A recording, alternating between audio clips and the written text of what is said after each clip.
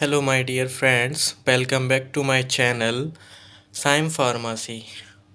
So today I will discuss about it the miscellaneous compound. Fourth topic antidotes. So basically मैंने आपको पहले बता चुका हूँ कि असल में जो चीज़ हमें पढ़नी होती है सबसे पहले हम उसका नाम से उसको डिफ़ाइन करने की कोशिश किया करें।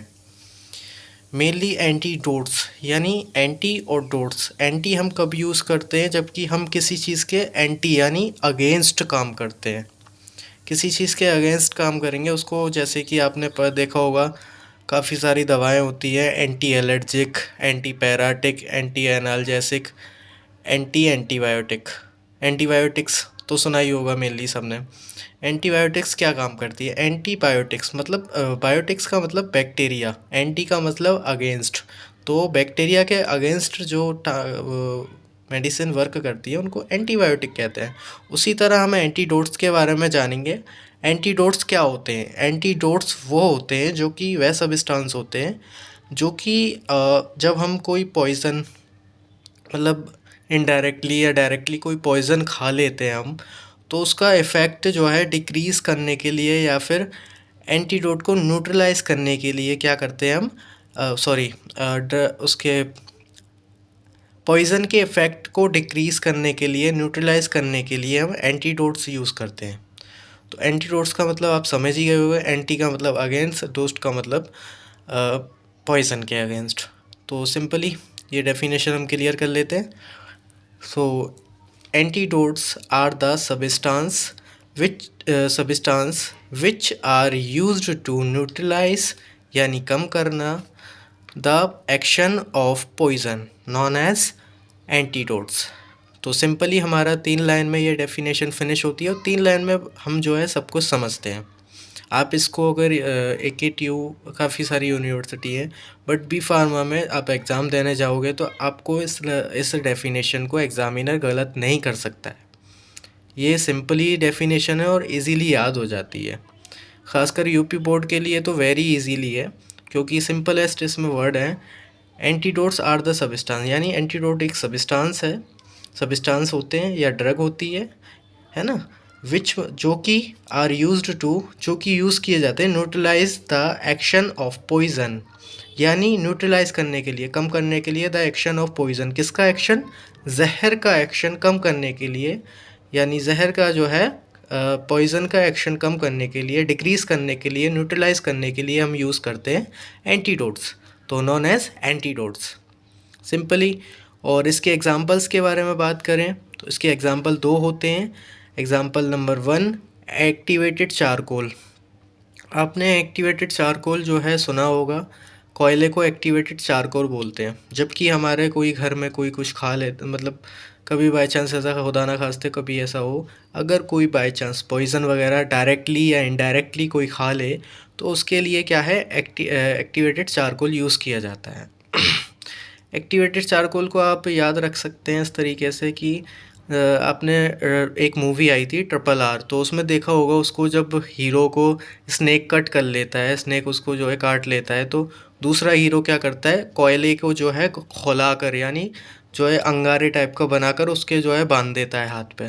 तो बेसिकली वहाँ से आप इसको जो है इजी वे में एक्टिवेटेड चारकोल को याद कर सकते हैं। इजी वे ये है इसका। देन दूसरा जो है इसका सोडियम थायोसल्फेट।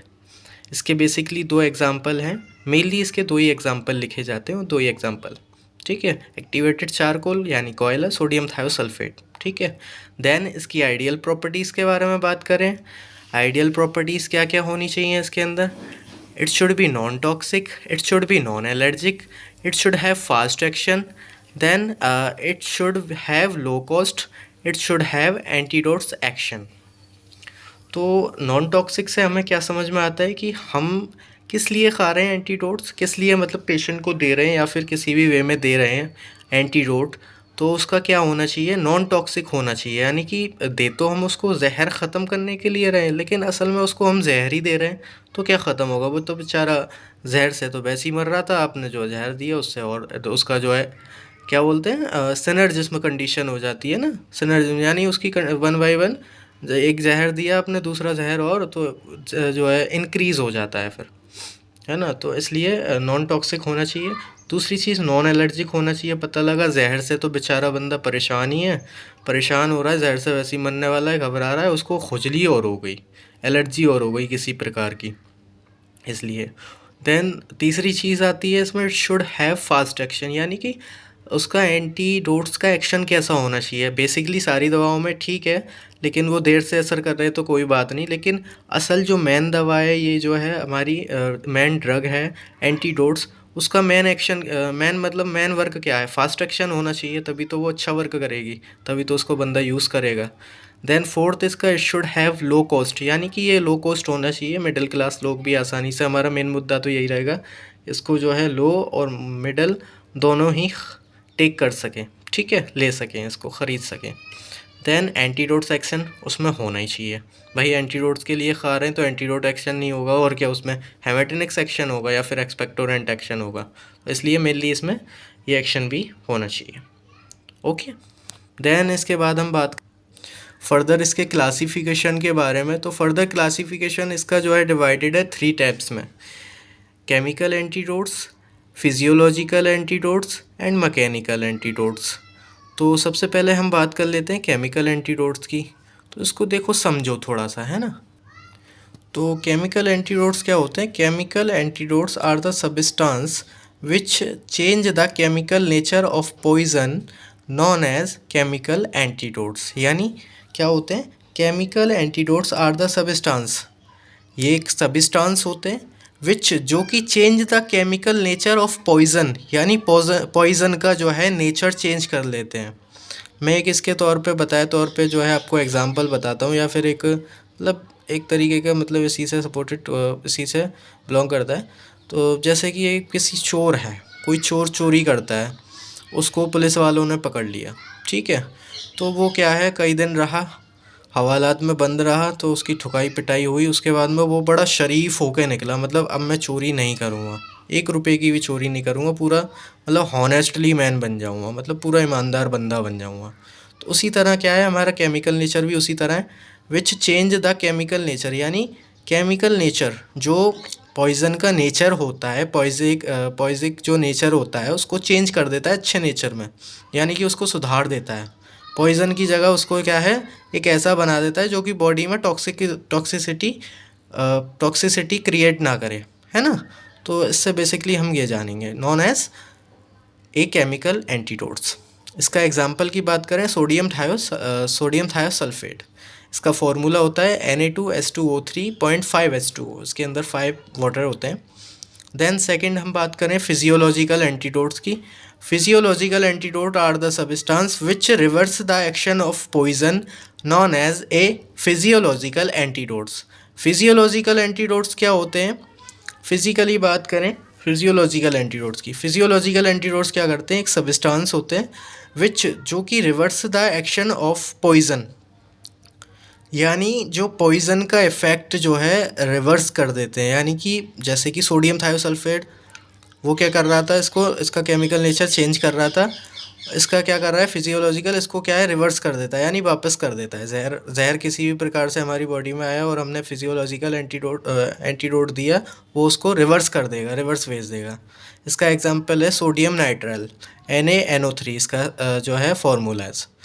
देन हम तीसरे की बात करें, mechanical antidotes. Mechanical antidotes are the substance which decrease, यानी कम करना, and then absorb of poison known as mechanical antidotes. यानी कि ये कैसे सब्सटेंस होते हैं?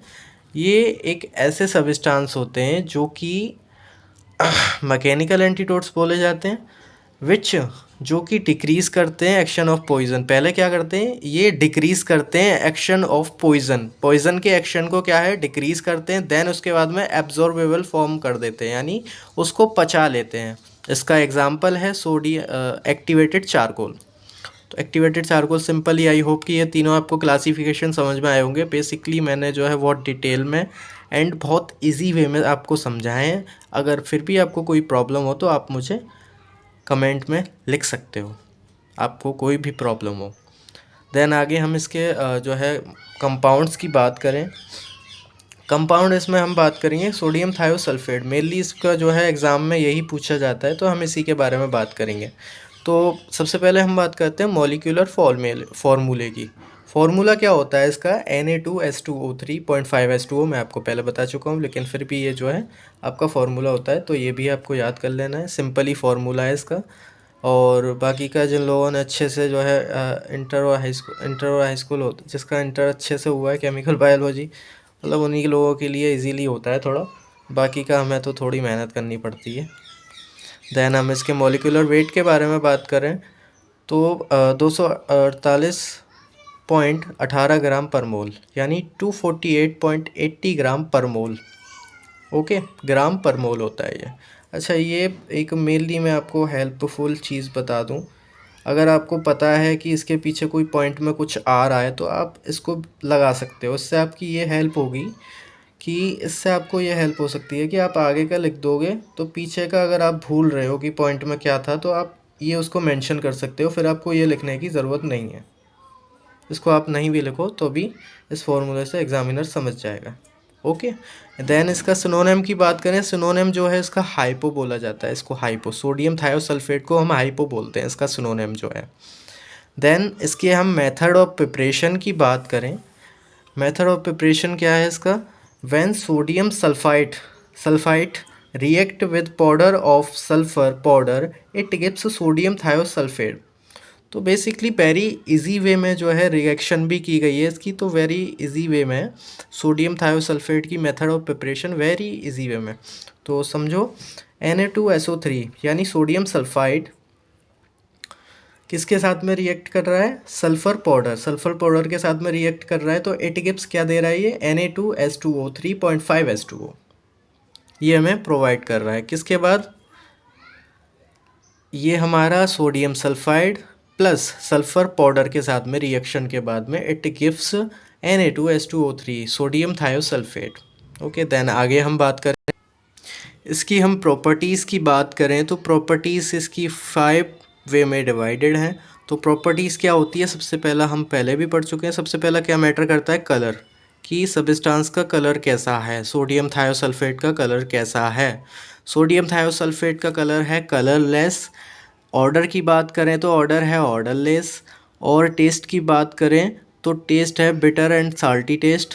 नेचर की बात करें तो क्रिस्टलाइन नेचर है। और सॉल्युबिलिटी की बात करें तो it is soluble in water and insoluble in alcohol. समझे, तो इसका समझने का मतलब ये है कि कलर क्या है, कलरलेस। लेस मीन्स क्या होता है, मतलब नहीं है, वो चीज़ उपलब्ध नहीं है। कलर जो है लेस है, उसका मतलब सिंपल ही कलर है, आर पार दिख जाता है, पानी जैसा कलर है ना। ऑर्डर, उसके अंदर कोई सुगंध नहीं है ना कोई गंध है, ठीक है। Then bitter and salty taste, bitter and salty taste है जो आप लोग समझ ही गए होंगे। तो बिटर का मतलब होता है कड़वा एंड साल्टी, साल्टी का मतलब नमकीन, कड़वा और नमकीन टेस्ट है थोड़ा सा, है ना। और नेचर की बात करें तो क्रिस्टलाइन नेचर का होता है ये। क्रिस्टलाइन नेचर का मतलब है कि मतलब क्रिस्टल्स होते हैं ना, क्रिस्टल्स लाइक जैसे कि हम किसी को क्रश करते हैं मोटर पेस्टल में, तो क्रिस्टल लाइक स्ट्रक्चर बन जाता है, उसको क्रिस्टल मतलब एक नुकीला टाइप स्ट्रक्चर बन जाता है, तो उसी को हम क्रिस्टल्स कहते हैं। देन हम इसकी जो है फर्दर इसकी जो है एडिशनल यूज़ के बारे में बात करें। सबसे पहला यूज़ क्या है, तो सबसे पहला यूज़ जो है इसका, it is used for medicinal preparation in industries, यानी कि ये कहाँ यूज़ किया जाता है, इंडस्ट्री में मेडिसिन प्रिपरेशन में यूज़ होता है। Then it is used as a antidotes, यानी कि ये क्या है, एक एंटीडोट्स में यूज़ होता है। और it is used in anti fungal agent, यानी कि आपने सुना होगा काफ़ी बार फंगल इन्फेक्शन हो जाता है लोगों को, लाल लाल खाज खुजली टाइप का, तो वो फंगल इन्फेक्शन ही बोलते हैं, तो वो फंगल एंटी फंगल एजेंट का भी काम करता है। Then it is used in treatment of skin infection, ये स्किन इन्फेक्शन के ट्रीटमेंट में भी काम करता है, ट्रीटमेंट किया जाता है, स्किन पे कोई इन्फेक्शन हो जाता है, सोडियम थायोसल्फेट क्या है उसके यूज़ में आता है। Then it is used for study purpose, study purpose हम लोग पढ़ ही रहे हैं स्टडी में इसको, तो स्टडी पर्पज़ भी बोल सकते हैं मेडिसिनल यूज़ में। Then it is used for in chemistry lab purpose, यानी केमिस्ट्री लेबोरेटरीज़, यानी हम केमिस्ट्री में कोई प्रिपरेशन करते हैं, रिएक्शन आपने अभी पढ़ी थी उसके अकॉर्डिंग ये जो है chemistry preparation chemistry lab purpose में भी वर्क करता है। सो गाइज़, आज की उम्मीद करता हूँ मैं कि आज की आपकी वीडियो बहुत ही इजी वे में समझाई मैंने, बहुत ही अच्छे से आपको समझ में आई होगी। देन सब्सक्राइब करें, ज़्यादा से ज़्यादा सब्सक्राइब किया करें और ज़्यादा से ज़्यादा शेयर किया करें ताकि आपके जो है मेंबर है फर्स्ट सेमेस्टर के, उन सबको हेल्प हो। और एक बात मेनली बता दूं मैं आपको कि ये जो है सेमेस्टर की पढ़ाई, इस सेमेस्टर की, ये आपको आगे भी सेमेस्टरों में काफ़ी सारा हेल्पफुल बनेगी। तो इसलिए ज़्यादा से ज़्यादा कोशिश करें समझने की। आई होप कि मैं आपको अच्छे से समझा पा रहा हूँ। So please and subscribe to my channel and like and shares. Okay, thank you guys.